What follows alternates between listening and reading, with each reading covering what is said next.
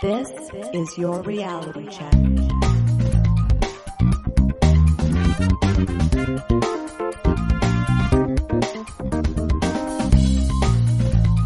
Hi everyone, and welcome to The Reality Check, the weekly Canadian show that explores a wide range of controversies and curiosities using science and critical thinking.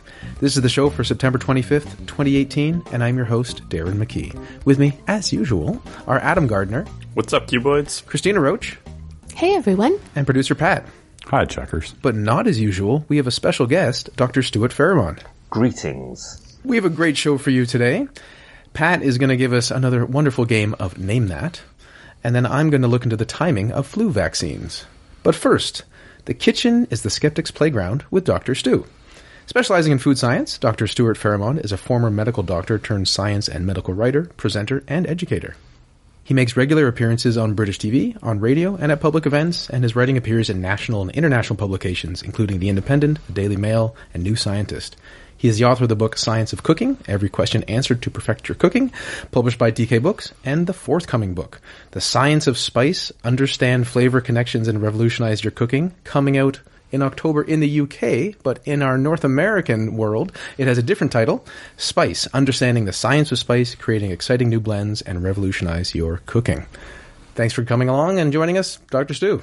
I'm really passionate about communicating science to the general world and skeptical thinking, and I find that cooking and food are possibly the best ways of doing it because we all like eating and a lot of us like cooking as well. And in the kitchen, there's, and the stuff we put in our mouth, there's so much science that's going on all the time. And a lot of it we just take for granted. And cooking especially, we just do things because we've been told to do it or because the recipe book does it. But if you engage a bit of, skeptical thinking and a bit of science in there, you can actually question those things and you can discover a hell of a lot about what's going on in your food and actually changing the way in which you appreciate the world around you.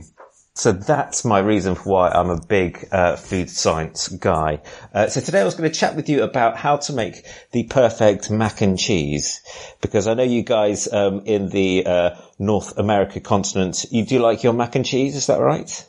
Are you going to give us special tips on how to open the box? Yeah, I think that's the reason for its success, isn't it? Didn't Kraft sometime in the 1930s decide they were going to put it in a box, and then everybody decided that they loved this thing. So you don't call it mac and cheese. What do you call it? We call it KD. Yeah, we call it Kraft Dinner or KD here. Oh, yeah, you did a segment on this a little while ago, didn't you? That's right. Yeah. Okay.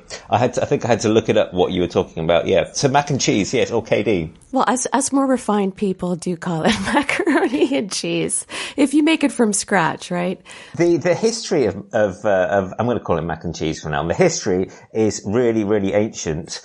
They seem to, depends on the sources that you look at, but it seems to be the earliest source that they can find of mac and cheese is from 1390, the 14th century, a medieval cookery book, where it was simply get pasta, add cheese and butter and cook. That's a recipe for success to me. I don't know. What's enough? If you start off with a mac and cheese, if you start off with the pasta, which is your basic thing, and you can have a good argument about whether you should go for dried pasta or fresh pasta, ultimately they are two different things, based on flour and water mixed together, and fresh pasta, has the addition of egg, or egg yolks. Oh, right. Never thought about that. Yeah, and some people say, fresh pasta is better than dried pasta, but they're actually different things. So you would use them for different dishes. So dried pasta, it's easier to cook al dente, so it's got a bit of bite to it, so that's better with meatier, heavier sauces, whereas the fresh pasta cooks very quickly. There's less starch in there, and the thing that holds it together is the protein from the eggs, and so all that cooks very quickly, so it only needs 3 or 4 minutes in boiling water and it's done. And because it's more of a creamy texture, it goes well with lighter flavoured sauces, so you'd often have kind of a cheesy kind of ravioli made with fresh pasta. So ultimately, pasta is a really ancient thing, just mixing flour and water, and that causes gluten to form. And you get this if you ever get flour and water and just mix it together in a bowl, and you mix it together, you'll feel in your hand it warms up. And that's because this protein called gluten is forming in there. And then when you knead it together, you make these gluten protein molecules form into long, thick, strong strands that help bind it together and give dough that elasticy kind of feeling that you get. And the more you knead something, the more the firmer it gets. And so pasta is essentially that's been dried, and then you boil it and cook it. So it's kind of unleavened bread dough, if you like, that you've cooked. And so you need very high, with dried pasta, it's a different type of flour to what you use for fresh pasta. Dry pasta has to have a high protein flour. And they use Durham flour, it's really expensive, but essentially it's just a type of wheat that has really high protein content, so really high levels of gluten, so it holds itself together really well. Whereas fresh pasta, you don't have to use that kind of flour. You use a different kind of flour, a very fine powdery flour that has a low protein content in it. And that's because the eggs are the protein that's going to hold it together. But you're going to be using dried pasta for your macaroni cheese. And people will often say you've got to put it in when the water's boiling. Is this something that you've been told? Yes. Guilty. Generally, yeah. Would you ever put cold water in and heat it up on the stove top and cook? Are you a crazy person? Yes. Yes, cold water and Yes. then let it boil and then put the pasta in. That's what I do. Yeah. That's what the box says. Oh, no. Oh, don't get me started on boxes. Well, at 55 degrees C, that's the temperature at which your pasta will start cooking at. So it doesn't need to be boiling water. So if you have cold water and you warm it up, it'll take a bit longer, but it will cook just the same. You might save some energy by doing it from cold water rather than boiling it first. And also, if you cook it a bit slower, then you can judge when it's done more easily than if it's boiling. So it doesn't have to be boiling water to put in.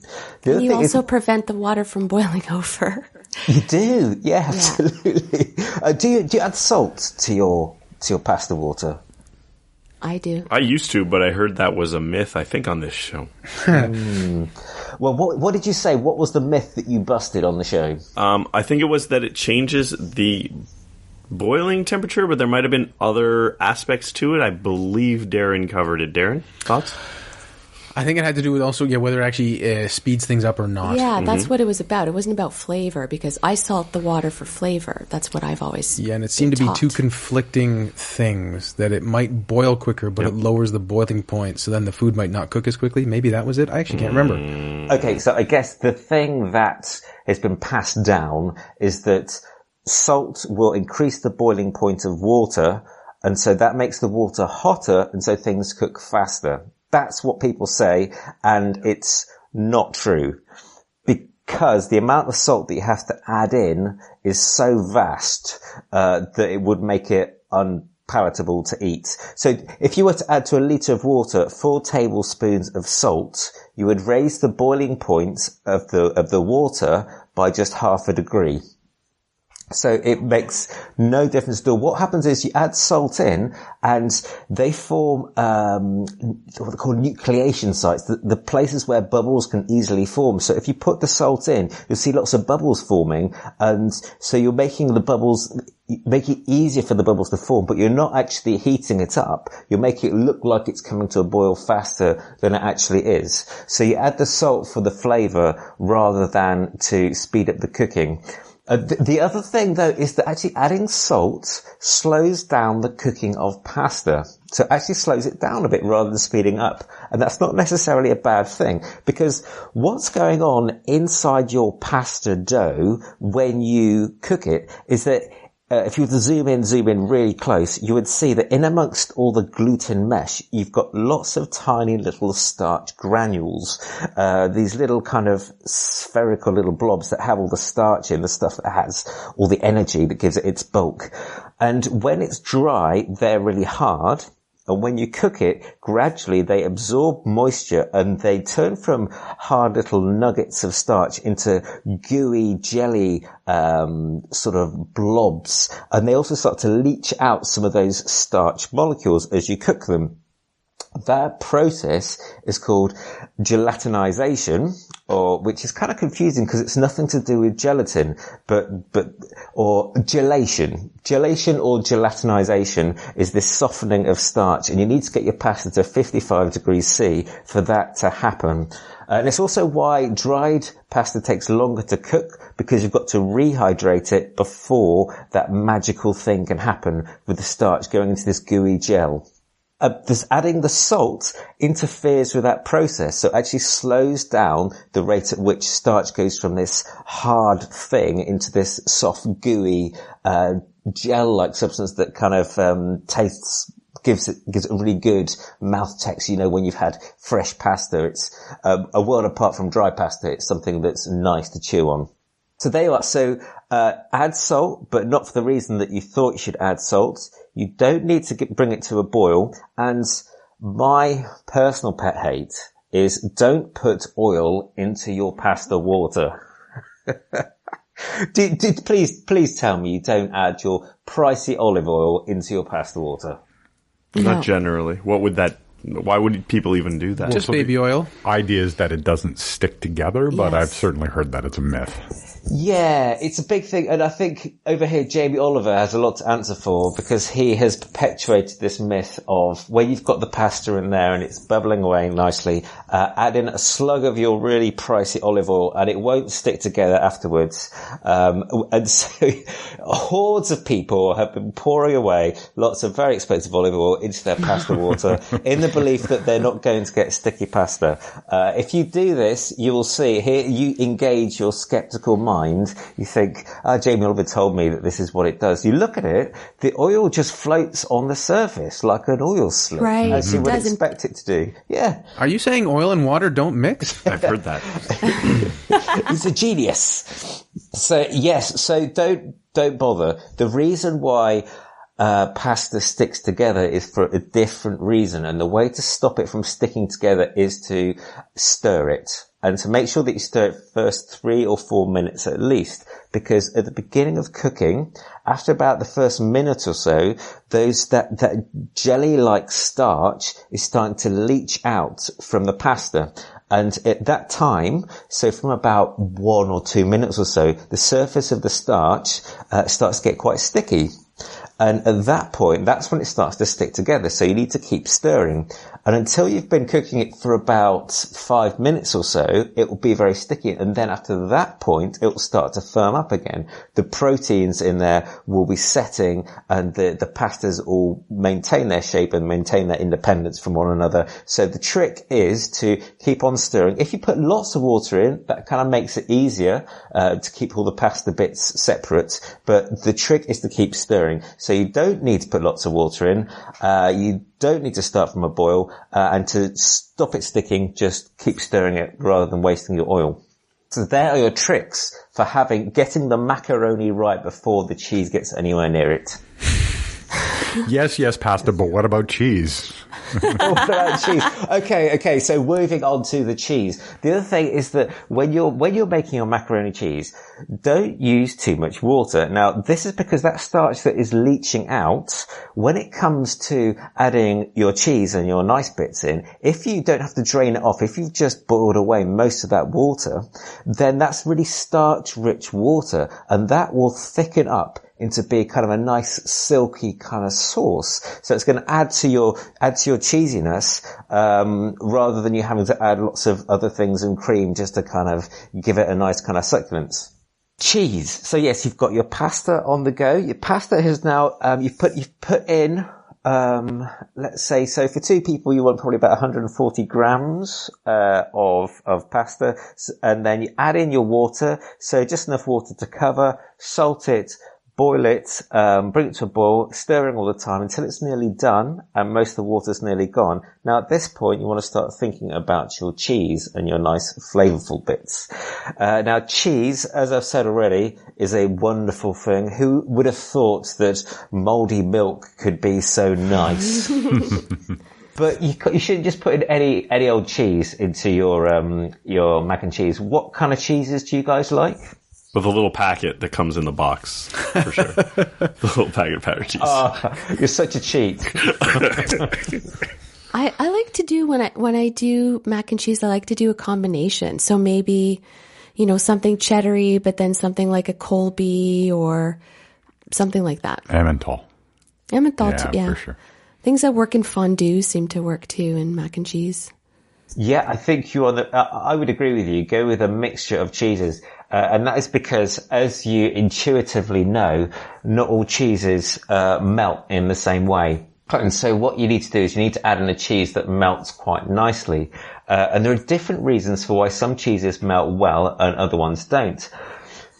The older the cheese, the more mature the cheese, the less well it will melt. So if you've got a really well ripened, stinky cheese that like your extra vintage Canadian cheddar, you make great cheddar over there. We get it imported over here. Vintage Canadian cheddar is fantastic. It is. It's really good. It's really good, but it's not great for getting a nice for melting and getting a nice kind of mac and cheese. You want to add that on towards the end to give extra flavor. You want something that is a sort of a medium cheddar sort of cheese, and that is because when it gets very mature, very well ripened, the proteins in that cheese over time, and as it dehydrates, they get more and more tightly knotted together. And so what happens when you heat it, the fat will liquefy before the protein has softened. So the fats will melt at about 30 to 40 degrees C. That's the point at which they'll liquefy.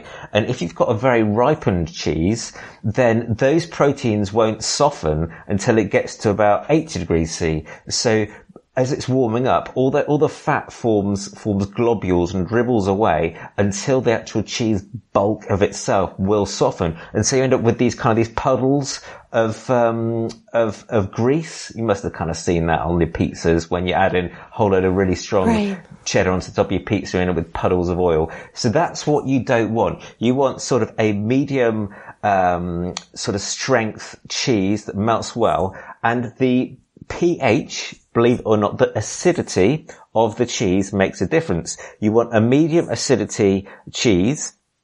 Now, researchers have discovered that the ideal pH of cheese is between 5 and 5.6.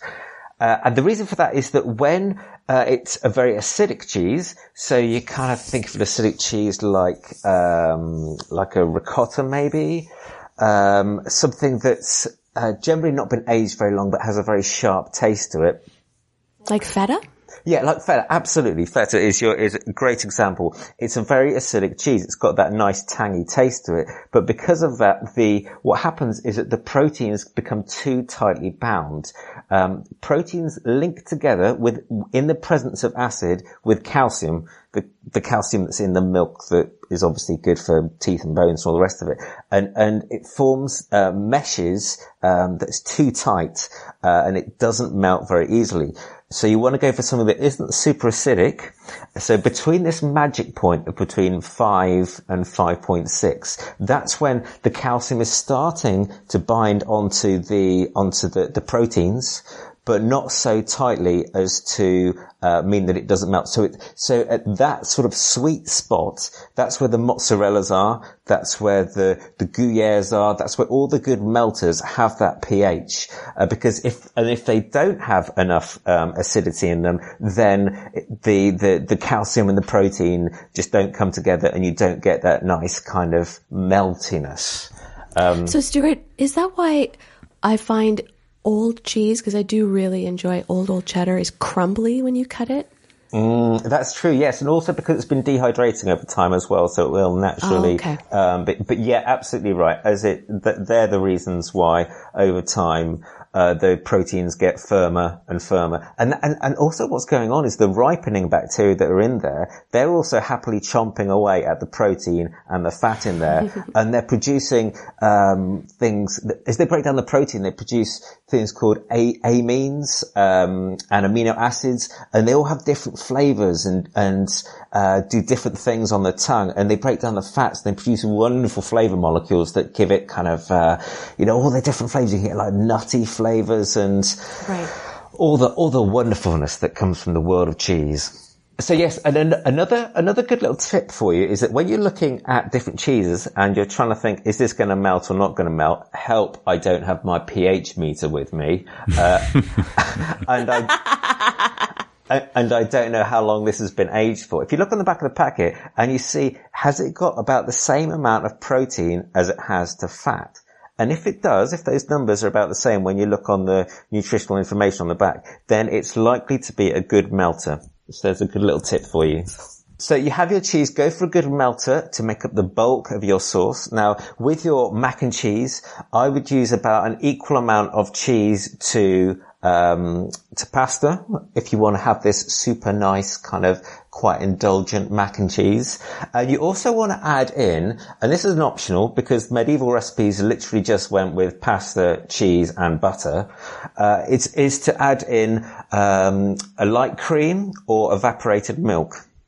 So when you've done your pasta and it's nearly done, you want to add in some either evaporated milk or some light cream and bubble that down, and the fat molecules from that, the milk or the cream, will help thicken it up some more, and also the proteins in there will help the starch also to mix in to form a sauce, and all the lovely flavors that come from milk as it cooks as well. And there's the kind of the creamy indulgenceness of it all. And then, so once that's simmered down, your pasta's cooked a little bit more, then you bung in all your cheese and you give it a good stir. And let it all melt, and you've got your good melting cheese in there, your whatever it is, your medium cheddar. Let it all mix in, season to taste, and then at the end add in your super potent cheese that gives it the extra kick. So your vintage or your stinky blue or something like that, which you don't want to add in earlier on, otherwise it will split and you'll have a rather nasty oily sauce. And that there is your trick of the perfect mac and cheese. So Stuart, DK Books were kind enough to send us a copy of Science of Cooking. And I said this earlier, but I don't say this about a book often. But outside of all the great info, your book is literally gorgeous. The photography, the illustrations, the layout, I was really blown away. Mm-hmm. So we would love to give a copy to one of our listeners. Do you think you could think up a trivia question so that they have to work to get this book? Yes, my question for you is with popcorn, when you heat it, the water that's trapped inside turns the steam and the pressure builds up until the point at which that corn kernel bursts open. But what temperature does that water inside that kernel get to before it goes pop? Well, there you go, checkers. The first listener to email us at info@trcpodcast.com, you will get a copy of one of these amazing books.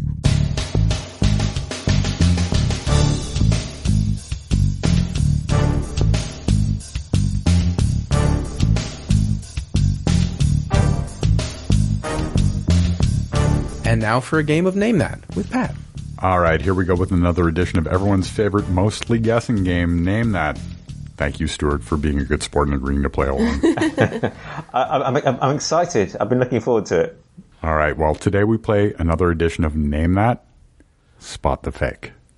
Ooh. Oh. We have 5 questions, no tiebreaker. If we're tied after 5 questions, we'll end that way. For each question, I will give you 4 so-called facts. 3 are true, 1 is made up.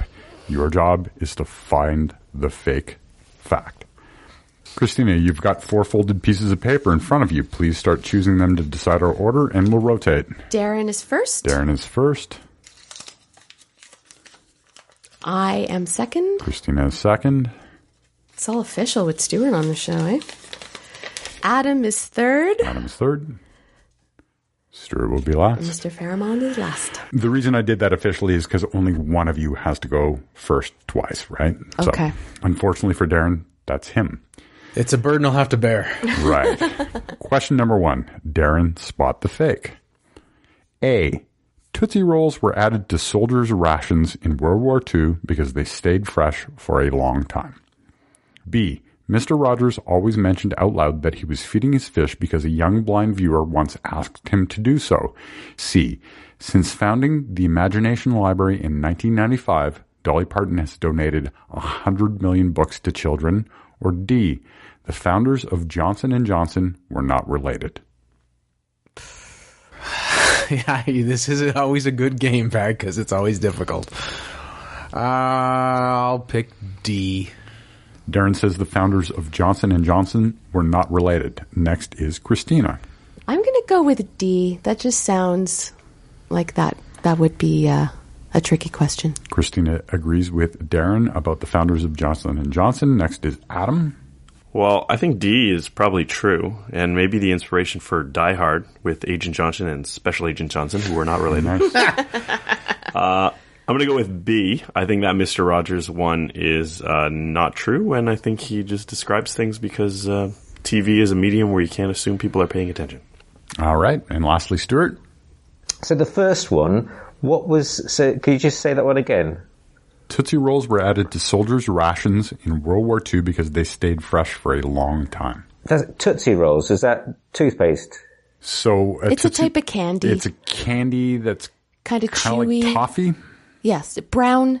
It's actually kind of disgusting looking, but it's kind of brown toffee that looks like a fat licorice. Just to be upfront, Stuart, I actually worried that some of these references you might not get. So hopefully that's not going to be too common. Okay, so if that's something for the army, for the soldiers, their breath probably stunk awful. So yeah, I'm going to believe that one's true. The Johnson & Johnson one, I think that they're unrelated.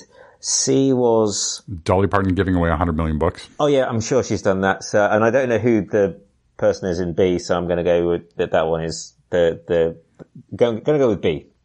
All right. Tootsie Rolls were added to soldiers' rations. Mr. Rogers did mention out loud that he was feeding his fish for a blind viewer. Dolly Parton has donated over 100 million books to children. The founders of Johnson & Johnson were brothers. Question number 2. Christina, spot the fake. A baby owl is called a novice. B, Queen Elizabeth II is a trained auto mechanic.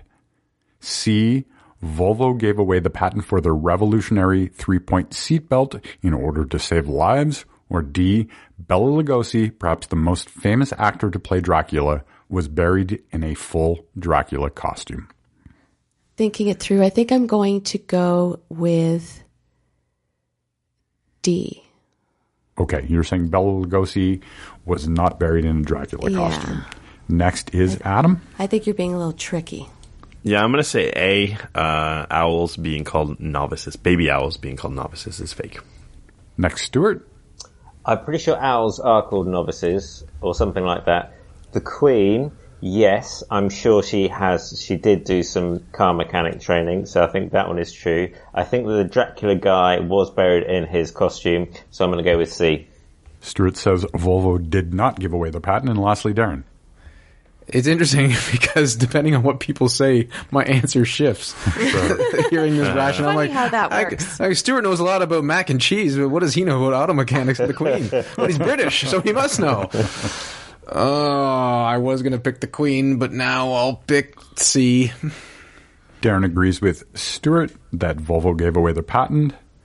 Bela Lugosi was buried in a Dracula costume. Damn it. Wow. Volvo did give away the patent in order to save lives. Queen Elizabeth is a trained auto mechanic. A young owl is called an owlet. Oh, I knew about the Queen. I was so wrong. Fancy the Queen. Yeah.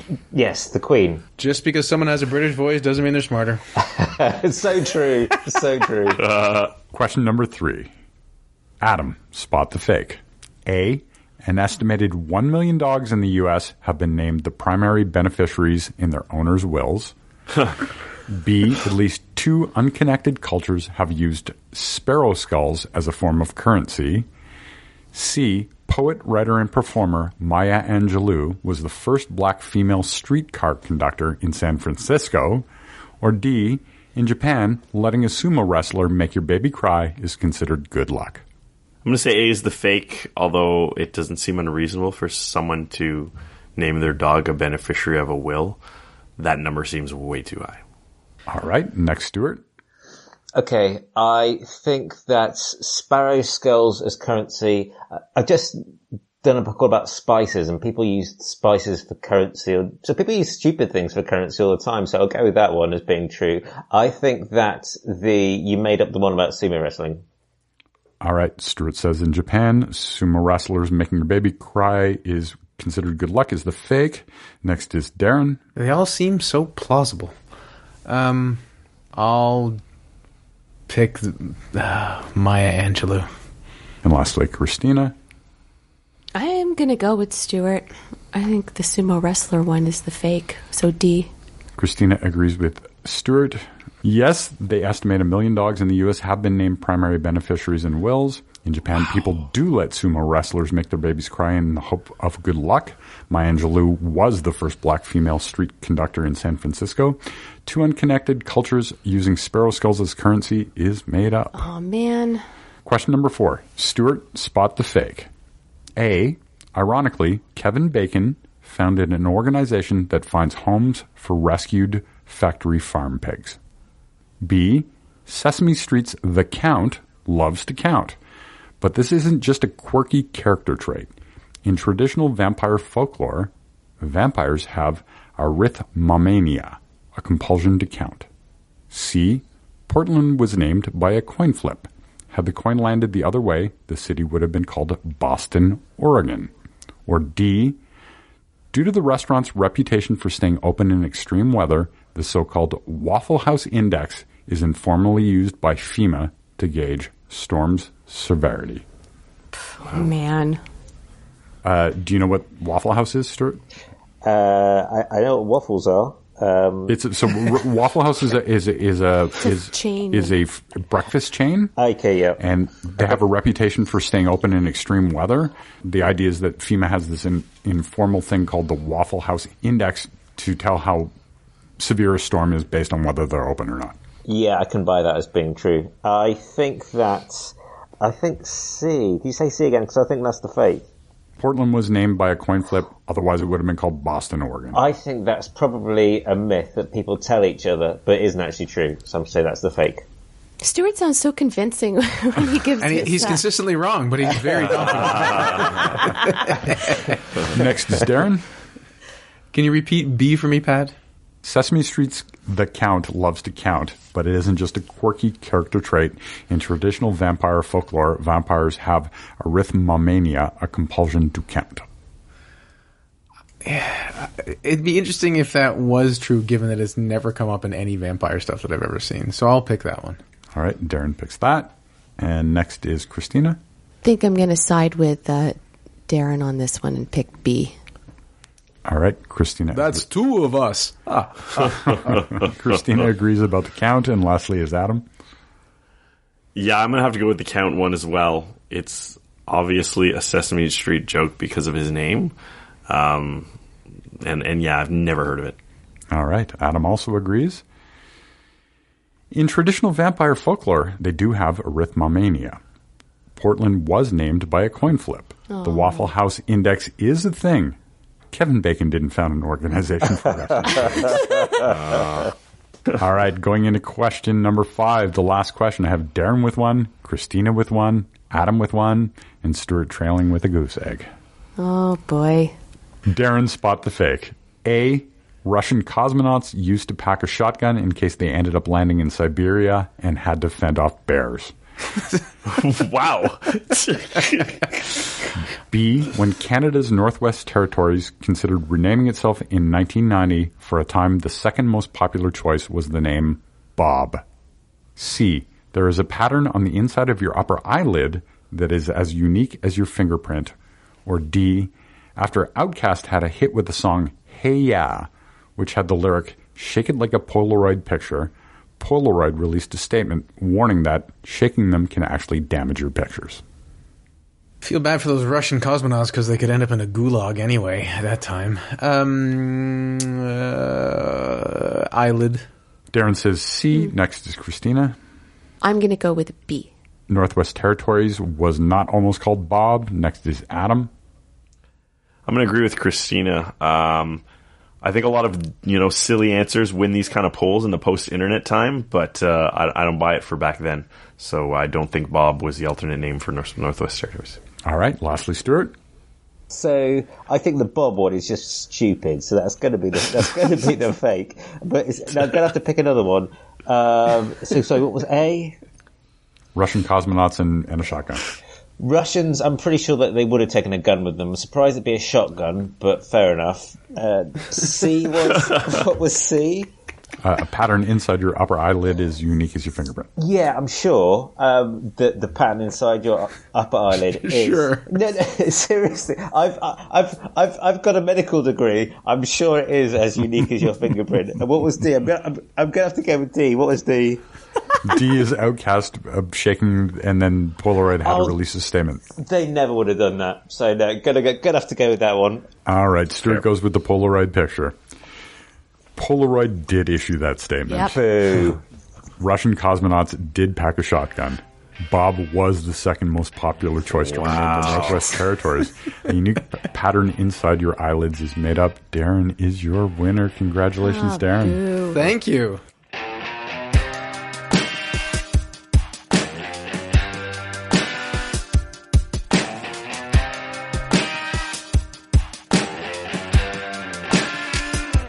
Well, hot off my win, and now it's time for a Darren segment. Flu shot and the timing of it. Does it matter when you get the flu shot? Listener Matt, who is a nurse, wrote in to say that some people are already getting the shot in mid-September and that they should wait until mid-October to get coverage during peak flu season. Is this the case? I'll do a short segment on the timing of the flu shot, but first I wanted to share some of the main Q's and A's from the Center for Disease Control's page about the flu shot. I've deleted most of their answers, and I haven't written anything, but I just like this cascade of questions. Okay. Can a flu shot give you the flu? No. Is it better to get the flu than the flu vaccine? No. Flu can be a serious disease. Yes. Do I really need a flu vaccine every year? Yes. CDC recommends a yearly flu vaccine for just about everyone 6 months and older. It's like, no, yes, silly. Just Are you asking and you're under 6 months? It's very impressive language skills. Now, what about timing? Some pharmacies advertise that people should come in and get their flu shot starting in August or September. Wow. But the worst time for the flu is typically around January or February. The question is, if you get the flu shot in September, will you still be protected 5 to 6 months later? Also, if it is December and you still haven't gotten the flu shot, should you still bother? Will it work quickly enough? Yep. Well, your body can develop a protective response to the flu virus in about 2 weeks. Of course, it makes sense to get the shot before the likelihood of getting the flu greatly increases, but that means it would still make sense to get it in December or even January, as the cost is minor compared to the expected value. Basically, get the flu shot, even if you're late. That addresses the is it too late to get it, but our main question is whether one can get it too early.